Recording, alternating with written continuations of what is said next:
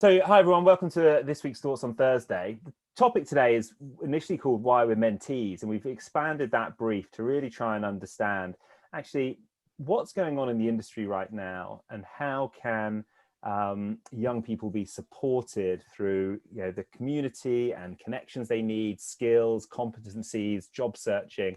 What kind of support should be out there for people to access in those kind of crucial job searching days and then years 0 to 5 in the industry. So we're really excited to have two of the kind of founding mentees of the community, Saba and Anuja, join us today to share a few thoughts. And then we just wanted to have a pretty open, honest discussion about what do we feel like young people in and entering hospitality will need in the next few years. And then obviously, frankly, kind of where we think somewhere like the GrowthWorks can best serve to support with the power of the mentors we're kind of putting together who are generously giving their time and expertise to give back to an industry that they love. Yeah, so my name is Saba, and I think I've been with GrowthWorks now for what 4-5 months, something like that. It's been a long time, I've kind of lost count. But I initially joined the GrowthWorks mentorship program through my university, where La Roche, which is where I'm studying right now. And like James mentioned, I'm doing my final year.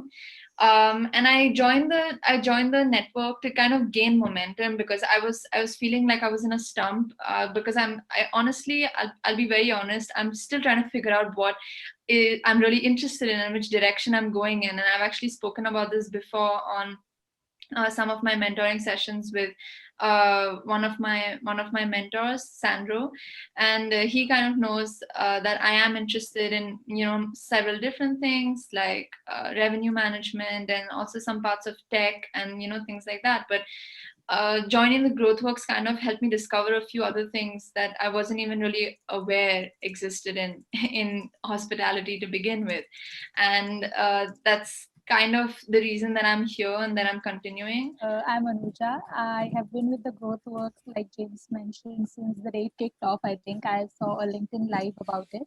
And I've been in hospitality since 2018, and it would be safe to say that I obviously totally love my job. I'm based out of India, and I'm the duty manager at the Sofitel in Mumbai. And what resources are you finding most useful at the moment? What is it on LinkedIn that you do in terms of groups or messaging, or what industry newsletters impress you the most and feel like will be able to help you navigate the next 12 months or so? Oh, Angelo, go for it. Yeah, I say what I'm using. Obviously, I don't know if everybody knows, but I'm with the cruise industry. So we are going through a particular terrible moment right now. And what we are actually following right now is the website from CLIA, which is basically a sort of corporation of all the cruise line. All the cruise line are partner of CLIA, at least all the major cruise line, and all the major information are shared with the website.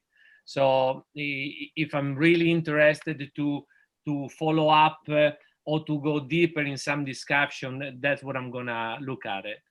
And obviously, LinkedIn as well is a good sort of information. There is not much about cruise line, but there is definitely a lot about hotel and resort brand. So there is a lot of information that actually been posted like that. Pablo, do you want to share the others that you've named to give us a bit of an overview of what you use them for? Yeah, these are the ones I usually read daily. So it's Skiffit. With now it's paid for, so you can only really read the highlights or 3 articles a month or something like that. Yeah. Gift, is it, Pablo? Yeah, that's right. Yeah. Bastards. I went and made a subscription. Yeah, and then hospitalitynet.org also I tend to read. Well, daily, I guess. At least the highlights. And then the rest is coming mainly from LinkedIn, YouTube videos, webinars, podcasts. Mm-hmm. Perfect. No, really good. And how do you use them? I mean, do you just skim them every day and just see kind of what's going on, what people are talking about, what the trends are? Yeah, I mean, I'm subscribed to them, so you get them daily. Get a quick overlook. If anything is interesting, just click in there on the highlight. The challenge with social networks like LinkedIn, anyway, is that you end up having more information on the people you tend to like. Yeah. So your feed ends up being just the same 10 people every day. So I don't normally mute. There's a police helicopter outside. So a question for you, nothing to do with me. So building a personal brand and building a network came up quite strongly. How do some of those you that do this, how do you use the stuff you read potentially to do a bit more networking or getting out there on LinkedIn? Is there something in the way that you share it or comment on it? I guess it'd be really interesting to see, does that kind of stuff pay off in terms of, I suppose kind of getting a bit more known, or is it just about writing your own stuff? Keen to hear those of you who are building your networks on LinkedIn, thinking about your personal branding. What's worked, would be kind of my next topic. Pablo, I've got to start with you, Pablo, because you have a podcast. No one else has a podcast here. So. All right, fair enough. It works, yeah. You get a reach of audience. I mean, I do it both in Spanish and English, so depending on the post, I have a different audience, obviously.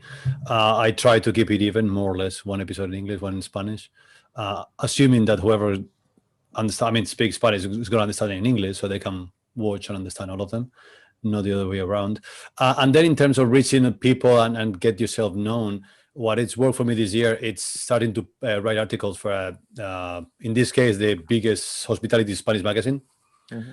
So I started to write pieces for them, obviously for free, on their opinion part of the online newsletter, regularly. And then I got noticed by the main editor of the magazine, and then she thanked me for contributing regularly, and then she interviewed me for the printed edition of the September-October magazine, and that got a lot of traction. So great.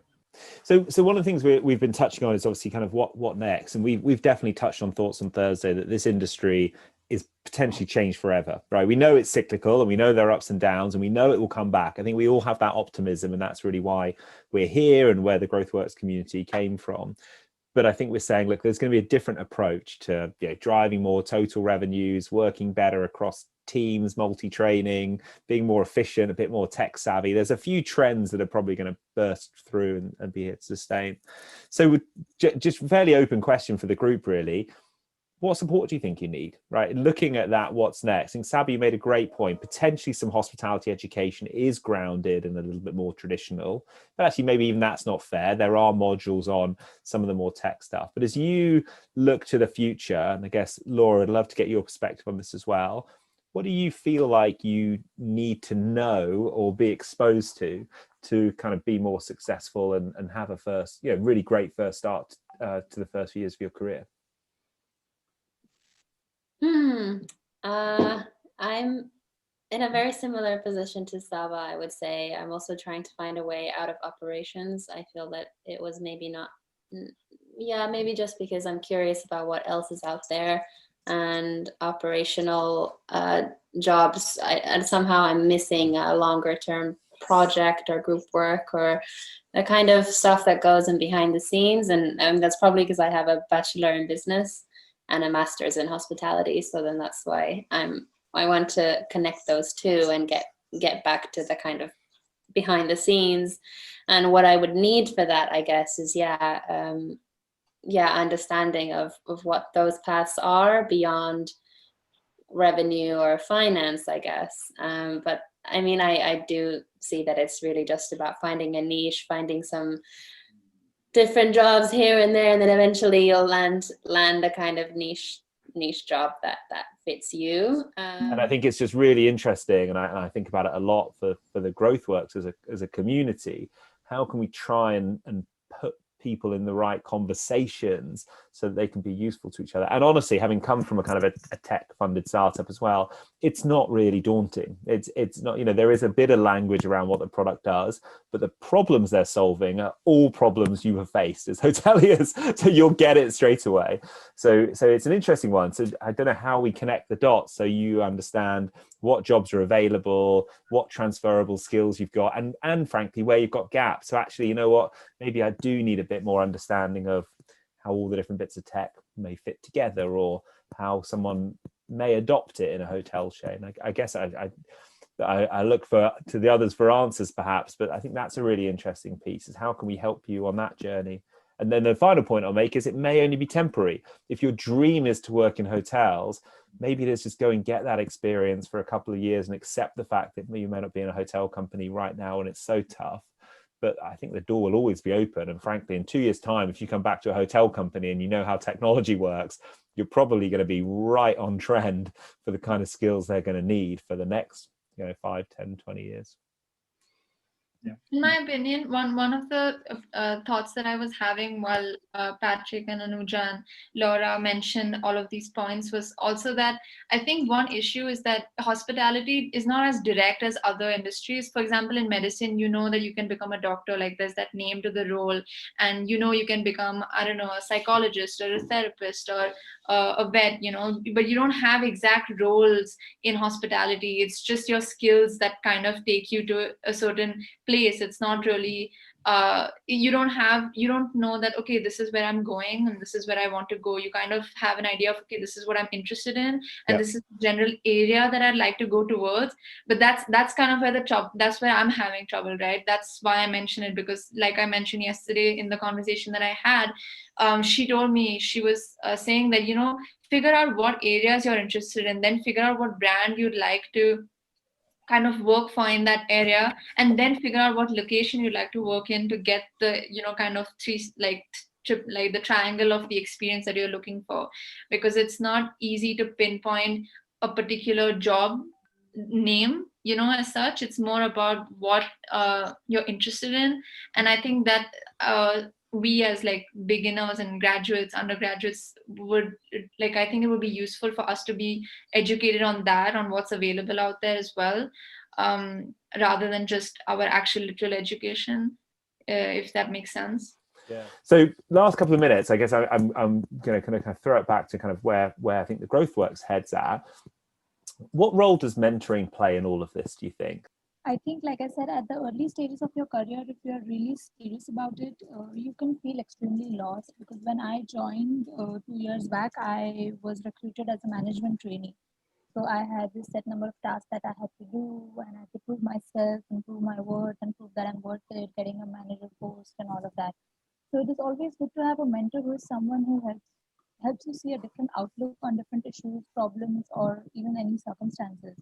And I think it is very important to have one at any point in your life, not only in your career. As human beings, we obviously would appreciate help at any point of time, but having clarity because of experience is very important. And I think in the core departments in this industry, experience is what counts. Even when you think about it work-wise, even if you don't have that degree, or if you're not educated enough, but you have a great experience in certain brands or in hospitality or working in hotels, then you would be recruited much more quickly. And mentors, I think, as we go ahead in life, mentors will share their experiences, and since they are not immersed firsthand in any situation that you are in, they can provide invaluable help in those difficult situations. Thank you. Saba?